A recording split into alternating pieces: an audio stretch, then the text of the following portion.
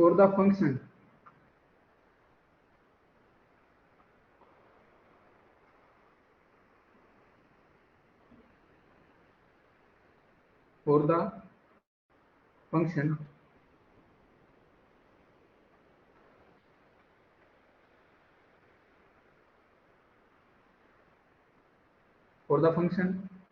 fx बराबर limit n tends to अनंत log 2 plus X minus x की power 2n sin x बट्टा 1 plus x की power 2n।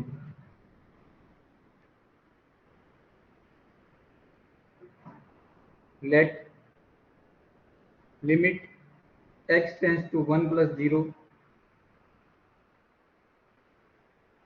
fx and limit x tends to 1 minus 0 fx be respectively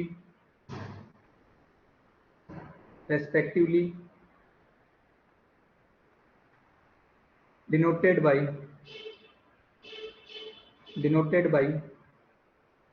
rf1 and lf1। then what is the value of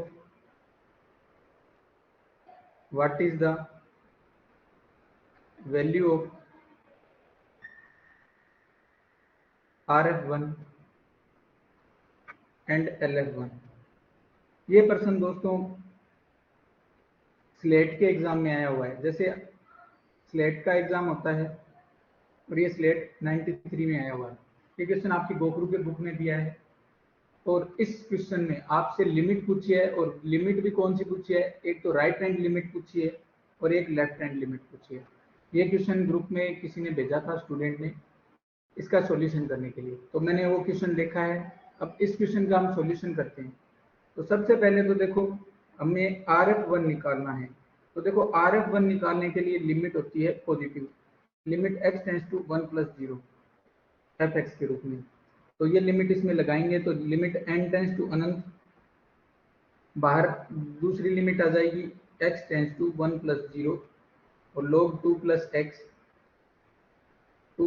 x minus x की power 2n sin x बट्टा 1 plus x की power 2n। अब इसमें आप अगर ध्यान से देखोगे तो इसमें सबसे ज़्यादा ज़रूरी चीज़ ये है कि अगर आप x के मान 1 से बड़ा लेते हो, x टेंस टू 1 प्लस 0 लेते हो, तो ये मान भी 1 से बड़ा होकर बढ़ना स्टार्ट हो जाएगा और लिमिट n टेंस टू अनंत है तो ये मान बढ़कर अनंत की ओर जाएगा और हमें अनंत वाला रूप नहीं चाहिए। ऐसे ही बट्टे वाला भी कैसा जाएगा, अनंत की ओर जाएगा। 1 प्लस 0 के रूप में x का मान ले रहे हैं तो ये ऊपर वाला भी अनंत की ओर जाएगा, नीचे वाला भी अनंत की ओर जाएगा। अब हमें क्या करना होगा, हमें x की पावर 2n का अंश में और हर में भाग देना होगा। क्यों देना होगा, क्योंकि ये रूप अनंत बटा अनंत रूप बनेगा। अगर x टेंस टू 1 प्लस 0 जाता है तो ये रूप कैसा बनेगा, अनंत बटा अनंत रूप। इस रूप को दूर करने के लिए x की पावर 2n का भाग लगेगा। तो मैं यहाँ x की पावर 2n का अंश व हर में भाग दूंगा, अंश व हर में भाग देने पर। अब अंश व हर में भाग देंगे तो इसमें आपके बनेगा लिमिट n टेंस टू अनंत x टेंस टू 1 प्लस 0 और ये x की पावर 2n का भाग लगेगा तो 2 प्लस x के बट्टे में आ जाएगा x की पावर 2n माइनस आ जाएगा sin x और बट्टे में आ जाएगा 1 के बट्टे में आ जाएगा x की पावर 2n और x की पावर 2n में x की पावर 2n का भाग लगेगा तो 1। अब x अगर 1 से बड़ा है, बड़े की ओर जा रहा है, तो ये भी 1 से बड़ा आएगा और अनंत की ओर जाएगा तो पूरा मान इसकी तरफ जाएगा, 0 की तरफ जाएगा। ऐसे ही x अनंत की ओर जाएगा तो ये इधर वाला 1 बटा x की पावर 2n किसकी तरफ जाएगा, 0 की तरफ। तो ये दोनों 0 की तरफ जाएंगे तो इन दोनों की जगह मैं 0 लिखूंगा और बाकी मान वैसे का वैसा लिखूंगा। और लिमिट आपके चल रही है लिमिट n टेंस टू अनंत x टेंस टू 1 प्लस 0। अब ये लिमिट से साइन का मान रख देंगे, साइन के अंदर x है तो x का मान रख देंगे, तो ये आ जाएगा माइनस का साइन 1 प्लस एच और लिमिट h टेंस टू 0, तो इसमें मान रखेंगे तो ये कितना आ जाएगा माइनस का साइन 1। तो ये आपका आंसर है। RF1 का मान कितना आएगा, माइनस का साइन 1 आएगा। अब ऐसे ही LF1 ज्ञात करना पड़ेगा, तो LF1 ज्ञात करोगे तो LF1 के लिए भी आपको लिमिट n टेंस टू अनंत करना है और x टेंस टू आएगा 1 माइनस 0 और वही log 2 plus X minus x की पावर 2n साइन x बट्टा x की पावर 2n और प्लस में 1। अब इसमें 8 माइनस 0 यानी कि 0.99 के मान जा रहा है और जितना घात अनंत की ओर जाएगी, ये घात अनंत की ओर जाएगी, x की पावर 2n है क्योंकि n अनंत की ओर जा रहा है, तो x की पावर 2n है तो x की घात अनंत की ओर जाएगा और 0.999 की अगर हम घात अनंत करते हैं तो ये मान जाएगा शून्य की ओर, तो ये वाला मान किसकी तरफ जाएगा, शून्य की ओर। ऐसे ये वाला मान किसकी तरफ जाएगा, शून्य की ओर। अब ये रूप दोस्तों log 2 प्लस एक्स बट्टा 1 रूप बन रहा है। ये कैसा रूप बन रहा है, log 2 प्लस एक्स बट्टा 1 रूप बन रहा है। log 2 प्लस एक्स माइनस ये 0 की ओर जाएगा और ये भी 0 की ओर जाएगा, तो ये log 2 प्लस एक्स बट्टा 1 के रूप में बन रहा है। इसमें हम x का मान रख देंगे तो ये बनेगा log 2 प्लस 1 माइनस एच और लिमिट h टेंस टू 0। तो log 2 प्लस 1 कितना हो गया, log 3 हो गया, तो ये log 3 आ जाएगा। इस टाइप से दोस्तों इसके मान आएंगे। अब ऐसे प्रश्न आपसे एग्जाम में पूछे जा सकते हैं, तो आप इनको आसानी से कर सकते हो। अगर आपको लिमिट लगाना आता है तो लिमिट के जो मान है उनके थ्रू आप आसानी से कर सकते हो। लिमिट अगर निकालनी आती है, उसकी बेसिक कॉन्सेप्ट आती है कि हमें अनिर्धारित रूपों को दूर करना है, तो उन चीज़ों को ध्यान में रखते हुए आप इन क्वेश्चनों को आसानी से कर सकते हो। अब दोस्तों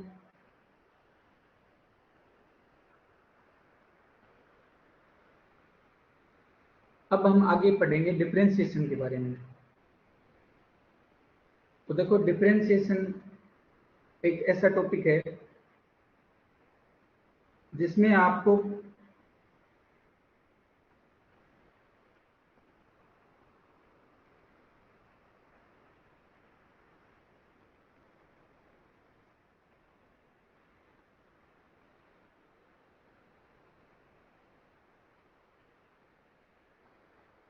डिफरेंशिएशन एक ऐसा टॉपिक है जिसमें आपको वही चीजें लगानी है जो आपने नॉर्मली वास्तविक नंबर पर लगाई है, पर कॉम्प्लेक्स में एक चीज एक्स्ट्रा जुड़ जाती है कि आपको जो भी वक्र दिया गया है या जो भी लिमिट या जो भी डिफरेंशिएशन के लिए जो फलन दिया गया है उसके लिए वो फलन किसी पथ पर निर्भर नहीं करना चाहिए। ये चीज आपको ध्यान में रखनी होती है कि कोई भी फलन किस पर निर्भर नहीं करना चाहिए, पथ पर निर्भर नहीं करना चाहिए। तो अब दोस्तों इसके कुछ चीजें हैं जो मैं आपको, कुछ एग्जांपल्स है जो एग्जाम की दृष्टि से महत्वपूर्ण है, उनको करवाता हूँ। तो पहला तो एग्जांपल है इसमें एफ जेड बराबर जेड की पावर एन। एफ जेड बराबर दे रखा है जेड की पावर एन। तो ये दोस्तों एक बहुपद फलन है जिसमें एन क्या दे रखा है, प्राकृत संख्या के रूप में दे रखा है। ये एन घात का बहुपद है, ये एन घात का क्या है, बहुपद है। और दोस्तों जब भी बहुपद फलन की बात आएगी तो बहुपद फलन की सीमा भी विद्यमान होगी, संतत भी होगा और साथ में अवकलनीय भी होगा।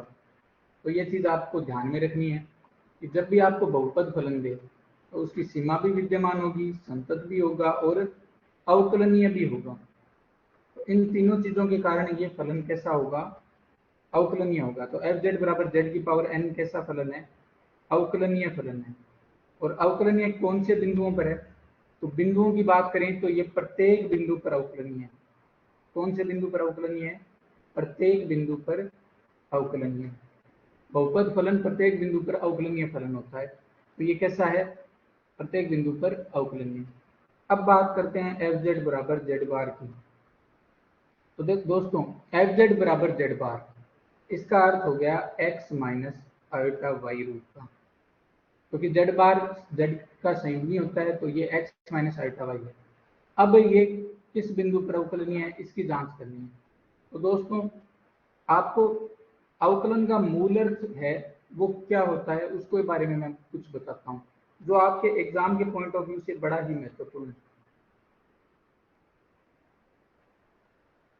अवकलन का मूल अर्थ,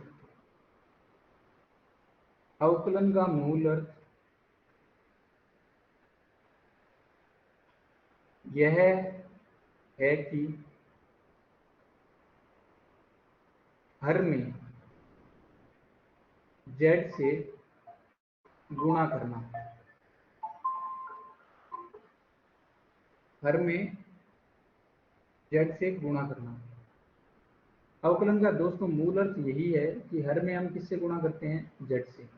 जैसे मैं एक एग्जांपल देता हूँ कि आपको फलन एफ जेड बराबर जेड स्क्वायर का अवकलन करना है, तो इसका अर्थ है कि एफ डैश जेड करना है, तो जेड स्क्वायर का क्या आएगा, जेड स्क्वायर के बट्टे में जेड करोगे तो ये कितना आएगा, जेड, जेड आएगा। और आगे अगर अचर है कुछ के तो उसकी कोई वैल्यू आ जाएगी।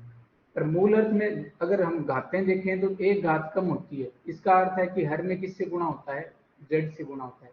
अचर की बात यहाँ मैं इसलिए नहीं कर रहा हूँ क्योंकि आपको मूल अर्थ समझाना है।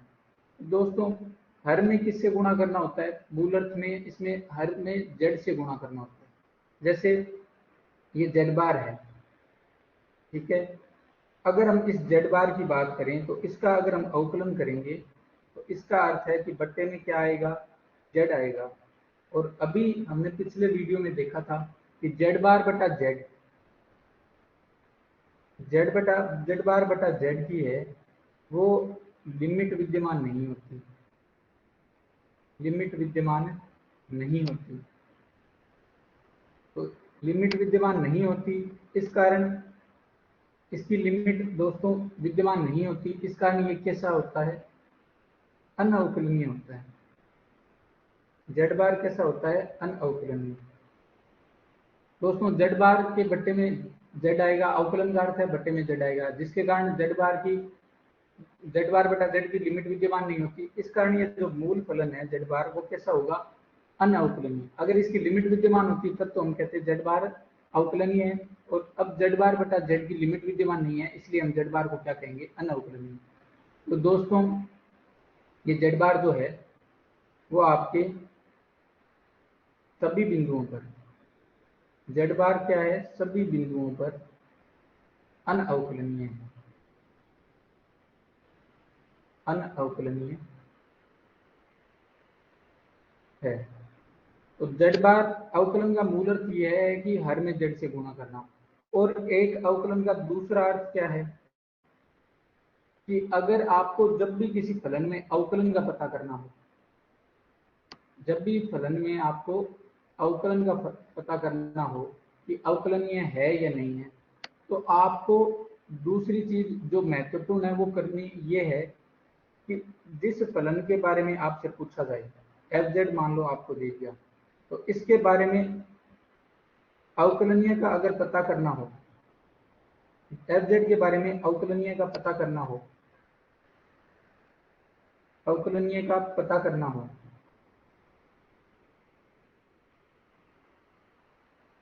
तो उसका अवकलन करके देखेंगे। पहले उसका क्या करके देखेंगे, अवकलन, अवकलन करके देखेंगे।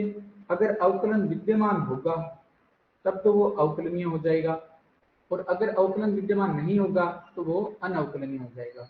जैसा मैं इसका एक उदाहरण देता हूँ, एफ जेड बराबर अगर आपको दे दिया जाए ई की घात माइनस जेड की घात माइनस 4।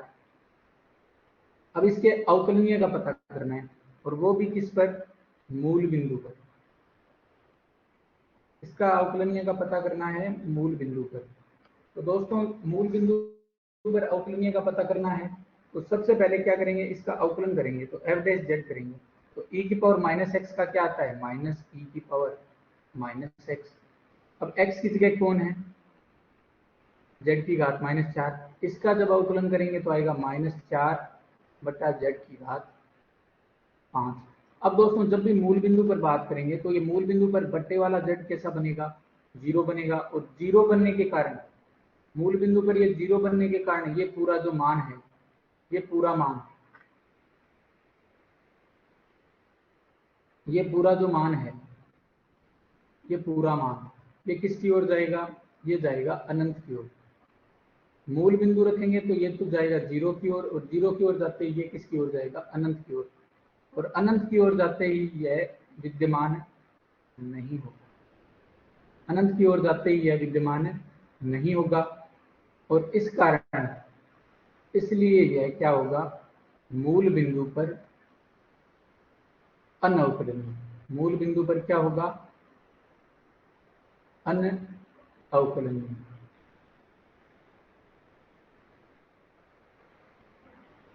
दोस्तों यही प्रश्न आपकी किताब में लंबा चौड़ा करके सोल्व कर रखा है, पर आपको अगर समझना है तो आप इसी कॉन्सेप्ट से समझिएगा कि उस फलन का हम क्या करके देखेंगे?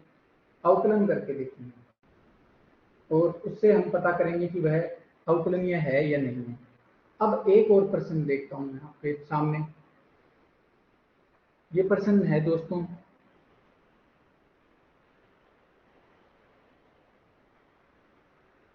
कि एफ जेड बराबर मापांक जेड स्क्वायर, इसके बारे में पता करना है कि ये अवकलनीय है या नहीं। तो दोस्तों जब हम बात करते हैं इस मापांक जेड स्क्वायर की, तो मापांक जेड स्क्वायर को लिख सकते हैं जेड जेड बार, लिख सकते हैं। अब जेड जेड बार लिख सकते हैं। अब इस फलन के हमें अवकलनीयता का पता करना है, तो सबसे ज्यादा जरूरी बात कि इसका अर्थ है कि इसमें किसका भाग लगेगा? जेड का लगेगा। भाग किसका लगेगा? जेड का। तो इसका अवकलन करेंगे तो देखो भाग किसका लगेगा? जेड का लगेगा। या फिर इसका अवकलन करेंगे तो देखो अवकलन कैसे होगा? अवकलन होगा इस टाइप से,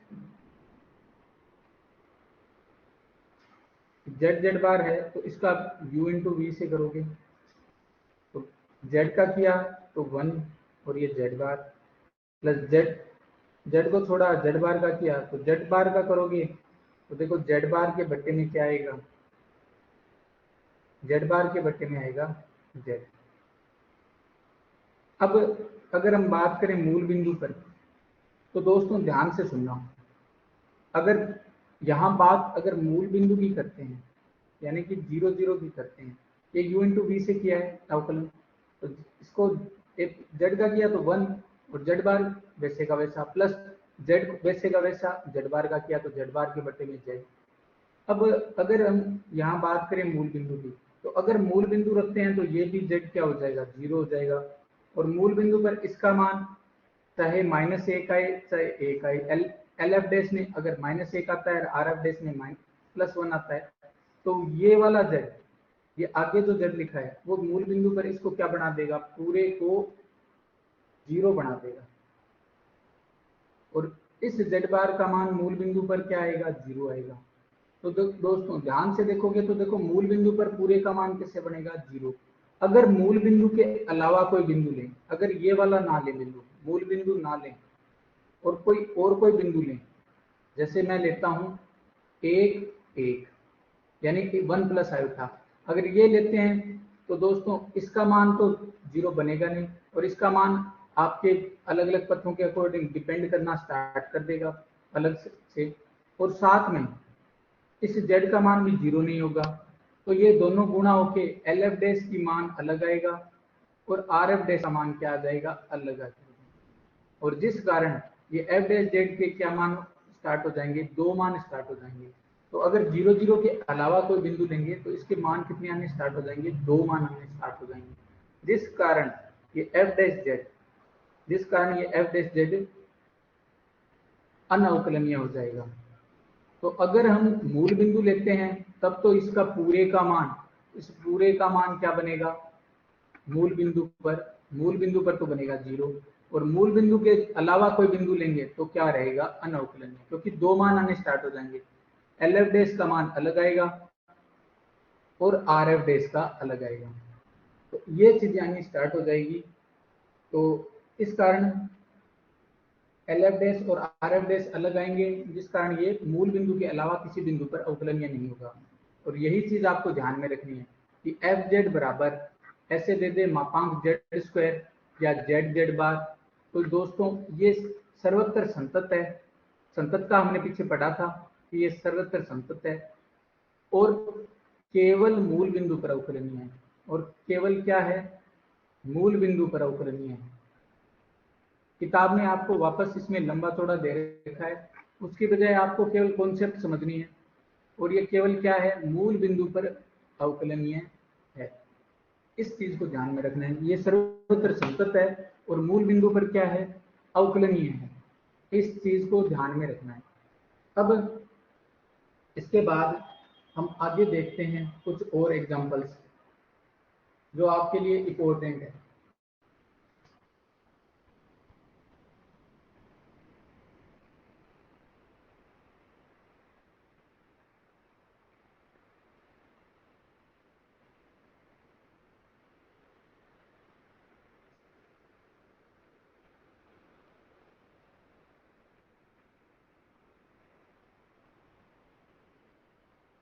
अब दोस्तों इसमें अवकलन की इतनी मेन एग्जांपल्स थे, अब आता है विश्लेषिक फलन।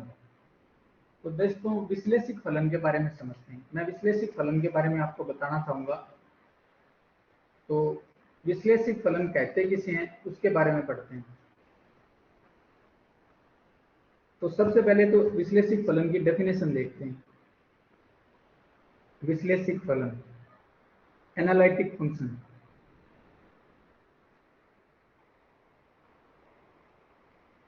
एनालिटिक फंक्शन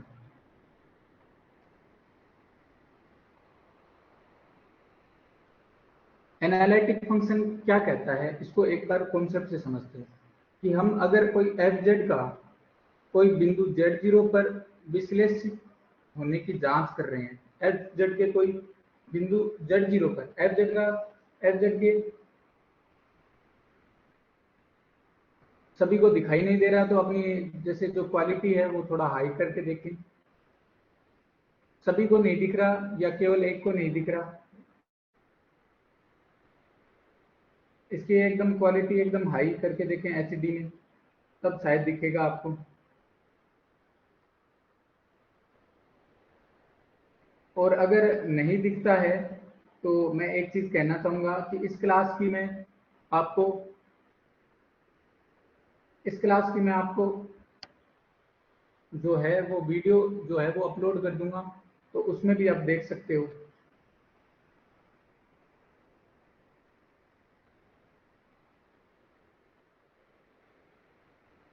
अब देखो मैं विश्लेषित की बात कर रहा हूं, एफ जेड बराबर जेड जीरो। अब जेड जीरो पर यह विश्लेषित कब होगा, जब जेड जीरो के समीप में कोई ऐसा विवर्त अंतराल मिलेगा। विवर्त अंतराल का अर्थ हो गया इसका कोई एक ऐसा नेबरहुड मिलेगा, इसका एक ऐसा सामीप्य मिलेगा कि जो जेड जीरो को रखे, जेड जीरो को रखने वाला ऐसा कोई जेड जीरो माइनस एप्सिलॉन और जेड जीरो प्लस एप्सिलॉन, ऐसा कोई एक विवर्त अंतराल मिलेगा कि इस पूरे विवर्त अंतराल में एफ जेड क्या रहे, अवकलनीय रहे। तो यह फलन एफ जेड जेड जीरो पर क्या कहलाएगा, एफ जेड जेड जीरो पर क्या कहलाएगा, विश्लेषित कहलाएगा। बस इतनी सी इसकी डेफिनेशन है। एक बार दोबारा बता देता हूं, एफ जेड जेड जीरो पर विश्लेषित कहलाएगा यदि जेड जीरो के सामीप्य में हमें एक ऐसा विवर्त अंतराल मिल जाए जिसमें उस विवर्त अंतराल में प्रत्येक बिंदु पर फलन अवकलनीय हो जाए, तो वह फलन जेड जीरो पर विश्लेषित कहलाएगा। यानी हमें एक ऐसा विवर्त अंतराल ढूंढना है जिसमें यह पूरा क्या आ जाए, अवकलनीय आ जाए। इसमें एक चीज को नोट करना कि फलन अगर फलन केवल एक बिंदु पर अगर फलन केवल एक बिंदु पर अवकलनीय हो, दोस्तों अगर हमें एक ऐसा फलन मिल जाए जो केवल एक बिंदु पर अवकलनीय है, तो वह फलन तो वह ये चीज आपको ध्यान में रखना, एग्जाम के पॉइंट ऑफ व्यू से इंपॉर्टेंट है। अगर फलन केवल एक बिंदु पर अवकलनीय हो तो वह फलन कहीं भी विश्लेषिक नहीं होगा। ये चीज आपको ध्यान में रखनी है, और एग्जाम में इससे रिलेटेड बहुत क्वेश्चन पूछे जाते हैं। ये मोस्ट इंपॉर्टेंट है। अगर फलन केवल एक बिंदु पर अवकलनीय हो तो वह फलन कहीं भी विश्लेषिक नहीं होगा। जैसे एक अभी उदाहरण देखा था हमने कि एफ जेड बराबर मापांक जेड स्क्वायर था, वो केवल मूल बिंदु पर अवकलनीय था। तो ये मूल बिंदु पर अवकलनीय था, इस कारण केवल एक बिंदु मिला जिस पर यह अवकलनीय है, इस कारण यह कहीं भी विश्लेषिक नहीं होगा। इस कारण यह कहीं भी विश्लेषिक नहीं होगा।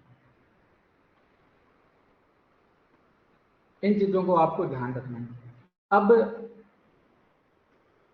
विश्लेषिक फलन याद करने की या पता लगाने की क्या ट्रिक है, उसके बारे में मैं बताता हूं। तो दोस्तों, विश्लेषिक फलन को चेक करने के लिए सबसे पहले तो जरूरत पड़ती है सीआर समीकरण की। सीआर समीकरण, जिसे हम बोलते हैं कॉची-रीमान समीकरण। तो अगर हमें किसी पॉइंट पर पता करना है कि वह फलन विश्लेषिक है या नहीं, तो सबसे पहले हम उसकी जांच करते हैं सीआर समीकरण की। अब सीआर समीकरण क्या है? इसका अर्थ है डेल यू बटा डेल एक्स बराबर आना चाहिए डेल वी बटा डेल वाई है। अगर आपको कोई फलन एफ जेड बराबर u plus iota v type का दिया है, u plus iota v type का, तो del you upon del x बराबर आना चाहिए डेल वी बटा डेल वाई के, और डेल यू बटा डेल वाई बराबर आना चाहिए माइनस डेल वी बटा डेल एक्स के। और अगर आपको ध्रुवीय रूप में दिया है तो इसकी ध्रुवीय रूप की समीकरण भी पूछी जाती है। तो इसकी ध्रुवीय समीकरण है कि डेल यू बटा डेल आर बराबर आना चाहिए 1/r डेल वी बटा डेल थीटा के, और del you upon del theta बराबर आना चाहिए माइनस का आर डेल वी बटा डेल आर। कई बार तो दोस्तों इन दो समीकरणों के ही क्वेश्चन पूछ लिए जाते हैं। इनके क्वेश्चन फर्स्ट ग्रेड में भी डायरेक्ट पूछे गए हैं, तो हो सकता है आपके सेकंड ग्रेड में डायरेक्ट इन्हीं इक्वेशनों के बारे में पूछ ले। तो ये दोनों इक्वेशनों आपको ध्यान में होनी चाहिए। इन दोनों इक्वेशनों को याद कर लेना। डेल यू बटा डेल एक्स बराबर होता है डेल वी बटा डेल वाई के, तो डेल यू बटा डेल वाई बराबर होता है माइनस डेल वी बटा डेल एक्स के। डेल यू बटा डेल आर बराबर होता है 1/r डेल वी बटा डेल थीटा के, डेल यू बटा डेल थीटा बराबर होता है माइनस आर डेल वी बटा डेल आर के।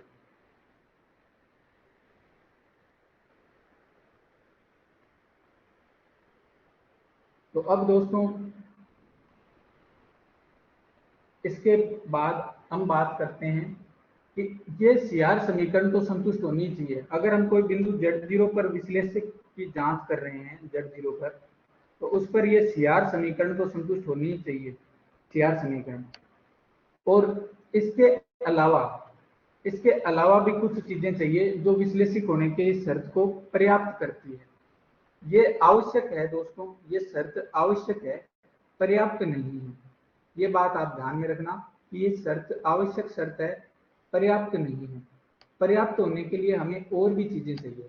अब पर्याप्त के लिए क्या चीजें चाहिए, जिसके बारे में मैं बताता हूं आपको कि आवश्यक प्रतिबंध तो ये हो गया। अब बात करते हैं पर्याप्त प्रतिबंध की। तो पर्याप्त प्रतिबंध में यह है कि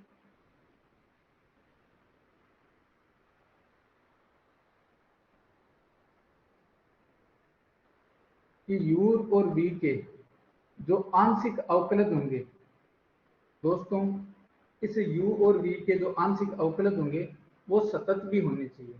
अगर हम इस u के जो और v के आंशिक अवकलज लेंगे तो वो आंशिक अवकलज सतत हो, आंशिक अवकलज क्या हो, सतत हो, प्लस सीआर इक्वेशन को संतुष्ट करे, प्लस सीआर इक्वेशन को संतुष्ट करे, तब यह प्रतिबंध क्या बनेगा, पर्याप्त बनेगा।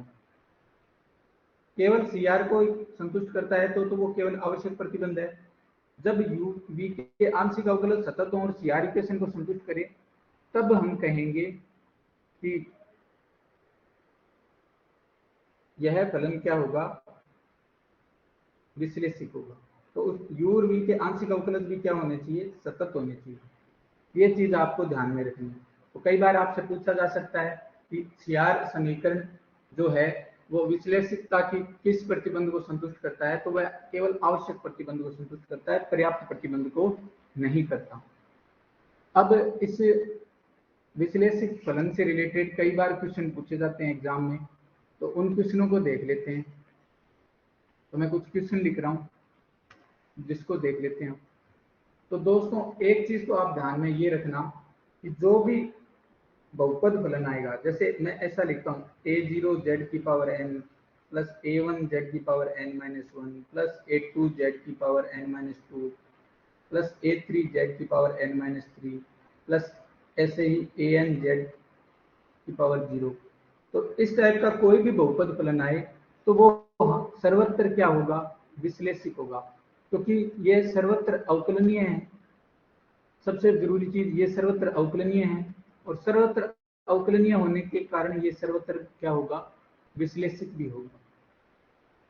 तो अब अगर आपसे पूछ ले fz बराबर z3 क्या विश्लेषिक है क्या, तो बिल्कुल है, क्योंकि यह सर्वत्र कैसा है, अवकलनीय है, तो यह सर्वत्र विश्लेषिक होगा। अब इसका अवकलन कैसे ज्ञात करेंगे, तो ये दोस्तों z का फलन है। तो जैसे हम नॉर्मली z का फलन है तो z का अवकलन करते हैं, तो z के सापेक्ष अगर इसका अवकलन करेंगे, f डैश z का अर्थ है कि z के सापेक्ष अवकलन, तो जैसे x का करते हैं वैसे ही इसका कर देंगे, तो z³ का क्या आ जाएगा, 3z², ये इसका अवकलज आ जाएगा। इस टाइप से ज्ञात कर सकते हैं। अब अगर आपसे पूछा जाए कि आपको अवकलज ज्ञात करना है, तो अवकलज ज्ञात करने के लिए एक चीज मैं बताना चाहूंगा आपको कि जब भी आपको अवकलज ज्ञात करना है f डैश z, उसका अर्थ है कि आपको fz जो दिया जाएगा वो u प्लस आयोटा v रूप का दिया जाएगा, तो उसका x के सापेक्ष आंशिक अवकलन करना है। किसके सापेक्ष आंशिक अवकलन करना है, x के सापेक्ष। तो x के सापेक्ष इसका आंशिक अवकलन करने का अर्थ हो गया कि डेल u बटा del x plus iota del v बटा डेल x। तो ये fz का रूप है, ये आपको ध्यान में रखना है कि f डैश z का अर्थ क्या है कि u प्लस आयोटा v का किसके सापेक्ष आंशिक अवकलन, x के सापेक्ष आंशिक अवकलन। x के सापेक्ष आंशिक अवकलन ही क्या होता है, fz का z के सापेक्ष अवकलन, उसी के बराबर होता है।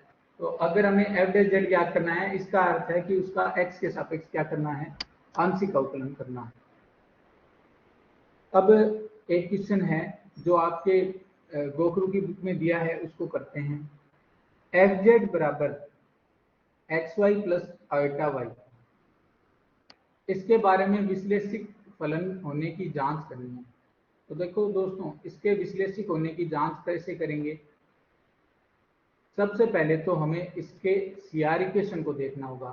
तो ये दोस्तों u है और ये v है, तो del u upon del x देखेंगे, तो del u upon del x आएगा y, ऐसे ही del u upon del y देखेंगे तो वो आएगा x, ऐसे ही देखेंगे डेल v बटा डेल x तो वो आएगा 0, और डेल v बटा डेल y क्या आएगा,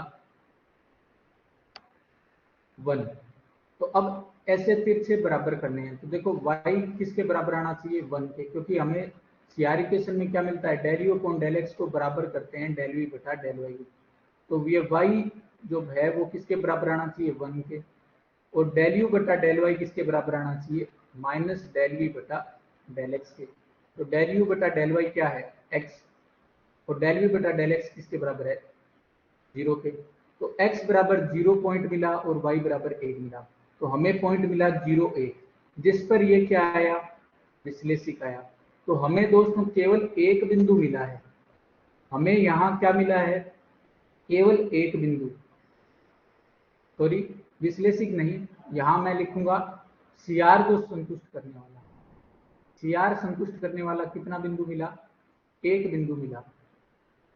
CR संतुष्ट करने वाला, कौशी-रीमान समीकरण को संतुष्ट करने वाला केवल एक बिंदु मिला, और केवल एक बिंदु जब होता है तो वह फलन दोस्तों कहीं भी विश्लेषिक नहीं होता, ये मैंने ऊपर लिखाया था। तो ये फलन कहीं भी विश्लेषिक नहीं है।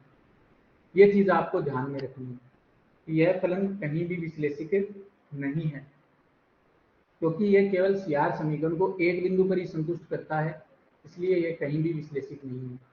ये मैंने आपको लिखाया था यहाँ पर।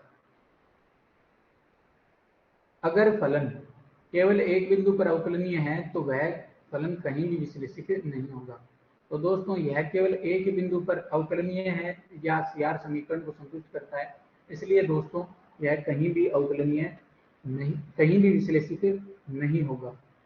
ये आपको चेक करना था। इसके बाद ऐसे ही चेक करना है एफ जेड बराबर ई की पावर जेड का। तो ई की पावर जेड एक दोस्तों चरघातांकी फलन है, जिसके बारे में हम नॉर्मल जो फलन की चर्चा पढ़ी है, जो सामान्य ई की पावर एक्स वाला फलन है, वैसा ही ये फलन है।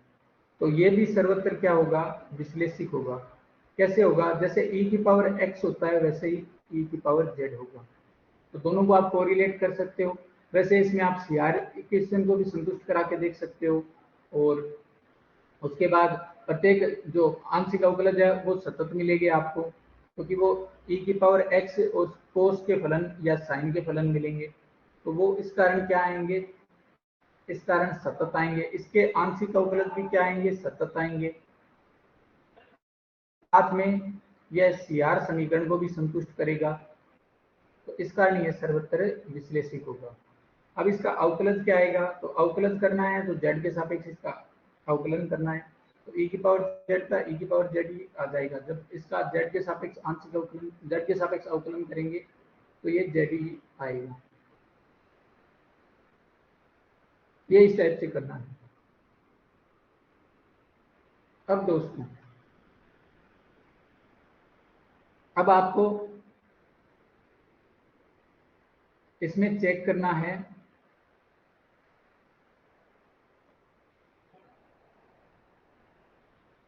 एक रिजल्ट है दोस्तों, जो आपको ध्यान में रखना है।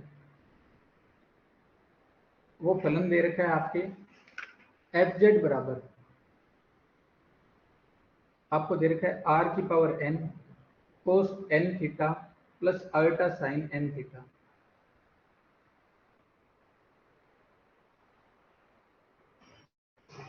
तो दोस्तों, इस फलन के बारे में, इसमें u तो क्या आ गया, आर की power N cos N theta, और v क्या आ गया, आर की पावर एन, आर की power N sine N theta. अब इसका हमें याद करना है कि ये कहाँ विश्लेषिक है और कहाँ इसका अवकलज है, इसका अवकलज भी याद करना है। तो दोस्तों, बात करते हैं इसके अवकलज की। तो दोस्तों, इसके अवकलज के लिए हमें सबसे पहले ये चेक करना होगा कि ये सीआर इक्वेशन को संतुष्ट करता है या नहीं। तो हमें याद करना होगा डेल यू बटा डेल आर। डेल यू बटा डेल आर ज्ञात करोगे, डेल वी बटा डेल आर ज्ञात करोगे, del you upon del theta ज्ञात करोगे, del V upon del theta ज्ञात करोगे। तो del you upon del R अब जब ज्ञात करोगे तो उसका मान आएगा 1 upon R del V upon del theta, इसके बराबर। और ऐसे ही डेल यू बटा डेल आर करोगे तो इसका मान आएगा minus R del V upon del. तो ये सी आर को संतुष्ट करेगा। अब सी आर को संतुष्ट करेगा और साथ में इसके जो आंशिक अवकलज है वो भी क्या आएंगे, सतत आएंगे। तो ये सारी चीजें आप अपनी रफ कॉपी में करके देखना। उसके बाद जब इसका अवकलज करेंगे तो अवकलज के बारे में मैं बताना चाहूंगा, क्योंकि इसका अवकलज पूछा जा सकता है एग्जाम में। एग्जाम में इसका, क्योंकि अभी तक पूछा नहीं गया है, इसलिए मैं कह रहा हूं कि इसका अवकलज पूछा जा सकता है, तो आपको इसका अवकलज ध्यान में रखना है। तो इसका अवकलज ये मान लो एफ जेड को डब्ल्यू मान लिया, तो इससे डब्ल्यू का जेड के सापेक्ष आंशिक अवकलन करना है। तो इसका मैंने बताया था कि डब्ल्यू का जेड के सापेक्ष आंशिक अवकलन करने का अर्थ है कि डब्ल्यू का एक्स के सापेक्ष आंशिक अवकलन। अब एक्स के सापेक्ष आंशिक अवकलन है, इसको हम दो भागों में तोड़ेंगे, क्योंकि ये फलन किसका दे रखा है, आर का और थीटा का। तो जो एक्स वाला है, हमने एक्स के बारे में पढ़ा है कि एक्स होता है आर कोस थीटा और वाई होता है आर साइन थीटा। तो इन्हीं का यूज करेंगे। तो x के सापेक्ष आंशिक अवकलन करना है, इसलिए x इस इसे x को दो भागों में तोड़ेंगे, तो डेल डब्ल्यू बटा डेल आर और डेल आर बटा डेल एक्स, और डेल डब्ल्यू बटा डेल थीटा और डेल थीटा बटा डेल एक्स। अब इसमें डेल डब्ल्यू बटा डेल आर, यानी डब्ल्यू का आर के सापेक्ष करेंगे, तो आर के सापेक्ष करेंगे तो ये आ जाएगा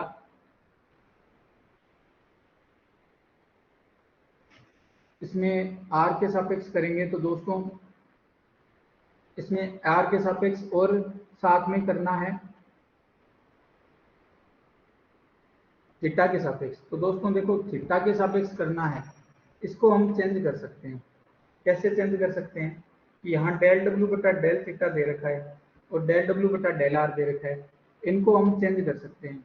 कैसे चेंज करेंगे कि ये डेल डब्ल्यू बटा डेल आर है, इसमें मैं डेल डब्ल्यू बटा डेल आर को डब्ल्यू को मैं लिख सकता हूँ यू प्लस अल्टा वी, और डेल आर बटा डेल एक्स का मान होता है दोस्तों कोस थीटा।